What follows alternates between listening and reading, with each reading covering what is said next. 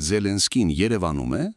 Ով է իրականում ռումբեր տվել Ադրբեջանին եւ ով էր Ադրբեջանի իրական գործընկերը, որը բերել էր Երևան։ Ընդդիմությունը Զելենսկու այցը քննադատեց, ասում են, թե Ուկրաինան Ադրբեջանին ֆոսֆորային հրթիռներ է տվել եւ դրանք կիրառվել են Ղարաբաղում հայերի դեմ։ Զելենսկին վաղուց է հերքել այս լուրերը, դրանք անվանելով ռուսական սուտ։ Ռուսամետ ընդդիմությունը չգիտի, որ 30 տարի Ադրբեջանին զինել է Ռուսաստանը, խլամը մեզ վաչառելով, իսկ Ադրբեջանին անհամեմատ ավելի շատ ու որակյալ արտադրանք տալով։ Կամ Սամվել Կարապետյանի թիմը Իսրայելից ռազմական մասնագետներ է հրավիրում, իր թիմին խորհուրդ հարցնելու։ Սամվել Կարապետյանը չգիտի, որ Իսրայելն է Ադրբեջանին զինում եւ զինել։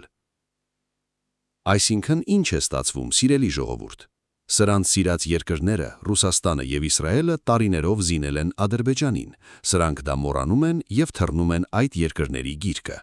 բայց ռուսական ստի հիման վրա Զելենսկուն դարձնում են հայ ազգի թշնամի։ Մի քիչ տրամաբանեք էլի, ինչու պիտի զենքի խնդիր ունեցող Ուկրաինան զենք վաճառեր Ադրբեջանին։